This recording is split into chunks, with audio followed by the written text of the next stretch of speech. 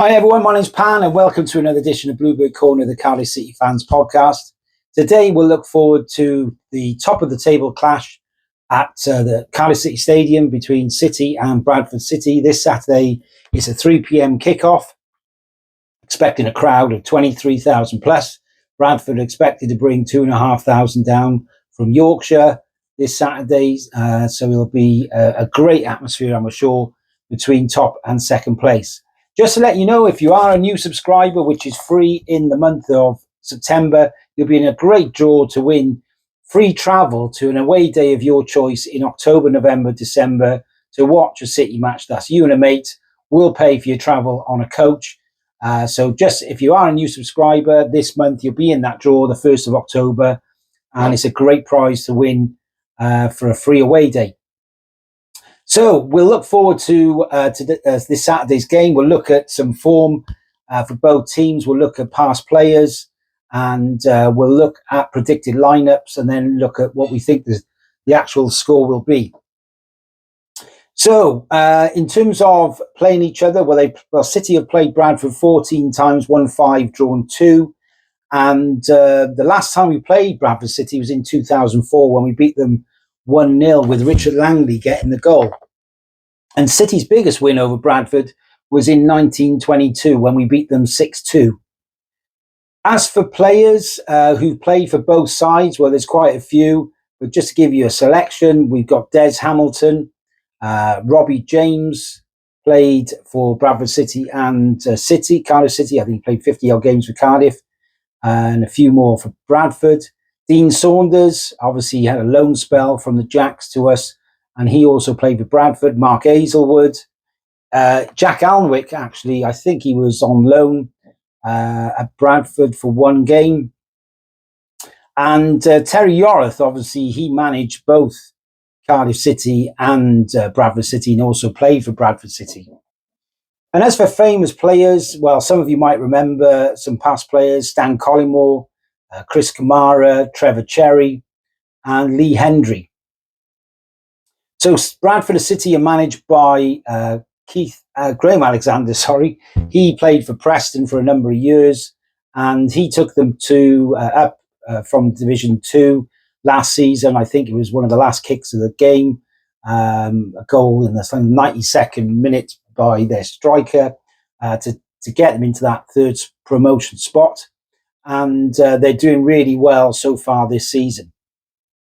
So before we have a look at the form guide for Bradford City, we'll have a look at Cardiff City. Obviously, amazing start of the season. A great win, or another win, in the midweek.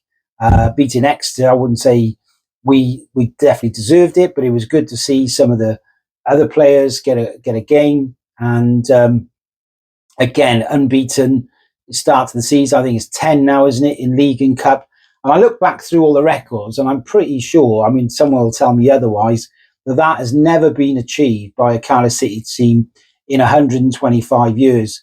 I look back to the promotion years of the 20s, the 40s, teams in the 50s, 60s, 70s, 80s. I couldn't see anything, even when we were doing really well in our promotion years in the 90s and getting up from the Championship.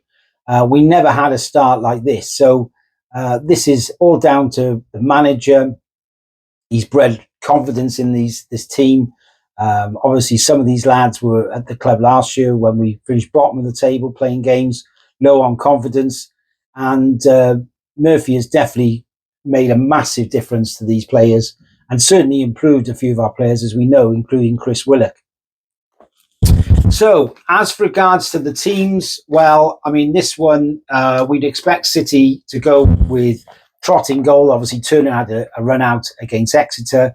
I think Capaccio will be back with Bagan and Fish and Lawler. Osho had obviously a start against Exeter. And although NG was man of the match, I do think Capaccio will start with Wintle as the 6. Ashford obviously got sent off for dissent late on, but he's banned, I think, for one game from a cup game, so he'll be available. I think we'll start him. And we may well go with Ruben Colwell with Turnbull in the middle, with obviously Willock and Salic up front. Now, obviously, Joe Colwell will have something to say about that, but it's it's an either or pick really in terms of which one of those players start. I mean, Robertson as well. I think he's not quite at it yet in terms of getting a start. I know I've been told he's obviously back in training, but hopefully he'll get a game in the next week or two. Now, Bradford are likely to start with a 3-4-3 formation. Walker will probably be in goals with Pennington, Kelly and Torre. They have got a number of injuries in central defence, but their manager has stated that they've got quite a lot of strength in that position with 4 or 5 players. So, yeah, Kelly will come in that centre defence probably. Then the midfield of Newville, Patterson, Power and Tyreek Wright. And the front three, which have been deadly this season, of Sasevich, Swan and Poynton. Swan is actually one to watch. He's got 4 in 6. And Poynton's done really well. I think, he's a young lad born in Bradford. He's got 16 in 71 games. So that front three will be very, very dangerous, fast. They move the ball well. They had 73% possession against Huddersfield. They've only lost 1 game so far this season. They beat Stockport away. They've had some great away wins in the Cup at Blackburn and Stoke City. So they're going to be a very difficult side to beat. Yes, they lost to Doncaster away 3-1. So I think there'll definitely be goals in this one. As I said, 24,000 crowd. Should be a great atmosphere on the day. 2 really good sides. Obviously, that's why they're at the top.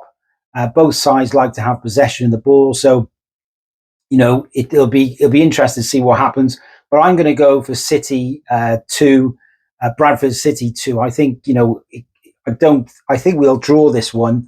I hope I'm wrong. I've been wrong for a couple of the away ones, so let's hope I'm wrong again and City win this one comfortably 3-1. But yeah, it will be a big game. Obviously, I wasn't expecting Bradford to be up there as they have been. But yeah, it'd be great to hear your comments for Saturday's game. Would you be happy with NG man of the match against Exeter for him to drop to the bench? Do you think Turnbull should come in for Colwell, or would you keep Joe Colwell? And do you think Ashford should keep his place even though he was sent off with midweek? So thanks very much for all your comments and likes. We're over 50,000 views so far, which has been great. We've only gone 3 months. So really appreciate it. And I hope everyone enjoys the match on Saturday. And we'll do a pod after the game, probably on Sunday. Have a good weekend.